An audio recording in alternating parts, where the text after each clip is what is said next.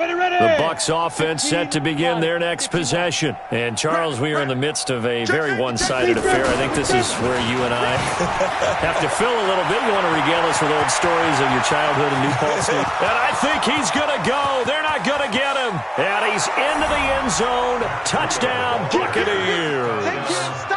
Matt Breida, 72 yards, as his guys continue to pour it on.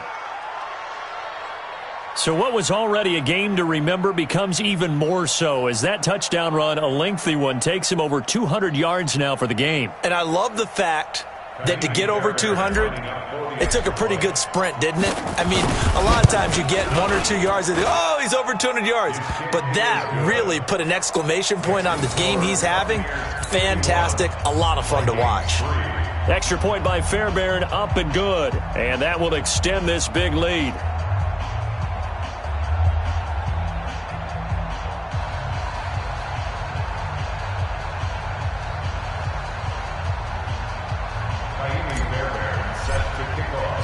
So after the touchdown, here's Fairbairn now to kick it away.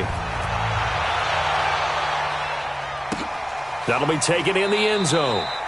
And he'll elect not to return this one, so they'll bring it out to the 25 on the touchback.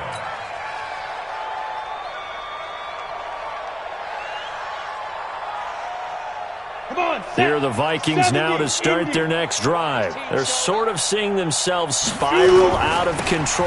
Let's see if they can get things back on track. And this is where the coach is walking that line of being calm and really being firm with his team.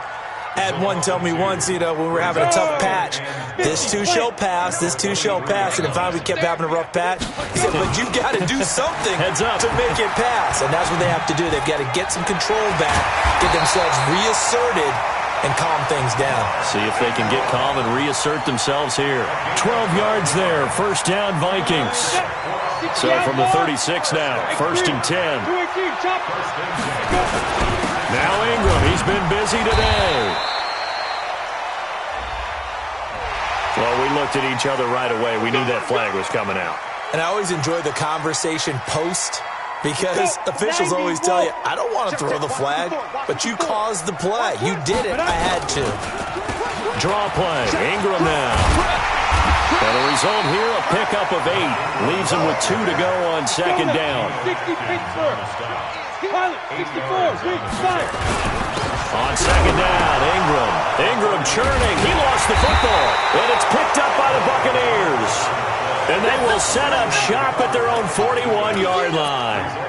And with that kind of a deficit, you can't afford to make any kind of mistakes. But it's been pretty symptomatic of what we've seen all game with them, isn't it? Down this big in the fourth quarter. You'd say an afternoon to forget, absolutely.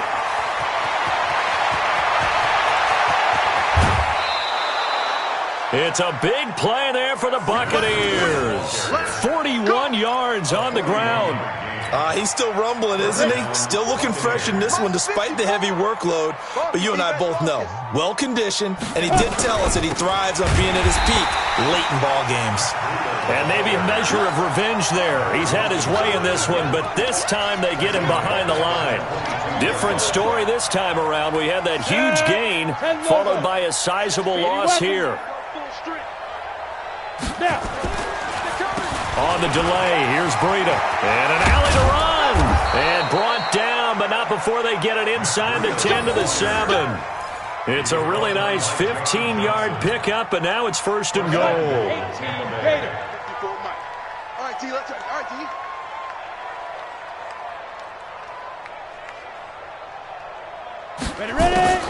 They'll try and run for it on first and goal. And this is going to result in losing yardage. They're driven back to the 8-yard line. It'll be a loss of 1, and that'll bring up a second and goal. It's second and goal back to the 8-yard line now. Now a toss play. It's Breida. And he will get into the end zone. It's another touchdown. This thing is ugly. Well, this game is definitely over, but we do know some people like to go ahead and continue to add to their score, don't we? Yeah, I don't know that they need to add any more right now, though. I'm just starting to think about those dinner plans tonight, my friend. Well, you and I will be thinking about dinner plans, but we also know they're playing people are thinking, how can I get some more scores for my fantasy, for other things? They're trying to figure that part out now. By the way, last weekend we went sushi because that's what you wanted. We're going steak tonight. I'm in. All right. And he'll wind up about 4 yards shy of where he would have been if he'd taken a knee, as they'll start at the 21-yard line.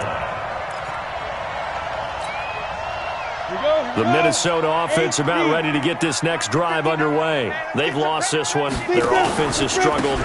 Do they try to put together something here at the end just to take into next week? Yeah, sometimes teams want to do that and coaches want to. I remember one time I was on a team and we were losing late in the game like this, and you knew it was lost. It was over, right? And the coach called a running play and pretty much said to everyone, I want to see something executed well before we get out of here. And that was the message to the team. Just something to build on. Just something to build on, get it done, and maybe we can look at that and say, we'll get better as we go forward. So they will accept the penalty and move forward. And now it's 1st and 10. A big mistake, especially when you factor in the personal foul yardage. Here's Young from the shotgun. He finds Hopkins complete. And he's brought down, but not before he reaches the 8-yard line. An excellent pickup of 20 yards. Young working out of the gun. And this is caught. Well, they get one back. Picking up the late touchdown here, but still down big. Now Greg Zuerlein on for the extra point. And they make the score a little bit more respectable here in our final quarter of play.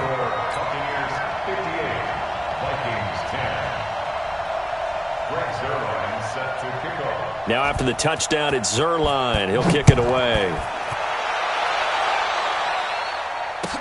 That's fielded in the end zone. And a pretty good return here. He'll be stopped just shy of the 25 at the 24-yard line. The Bucs offense set to begin their next possession. And this game comfortably in hand. The scoreboard speaks for itself, but you still got your starting quarterback out there. When do you go to the backup, let him get some time?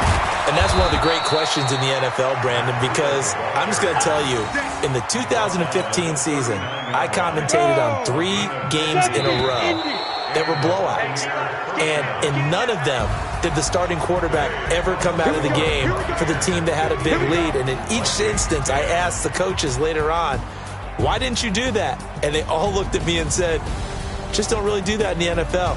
You know, these guys play, and we just play them all the way through. Now, in certain situations, they will take them out, but for the most part, they're not as worried and concerned about getting them out of the game, and that's always puzzled me a little bit. So that'll do it for us. For Charles Davis and all our crew, I'm Brandon Gaudin. You've been watching the NFL on EA Sports. From Minneapolis, so long, everybody.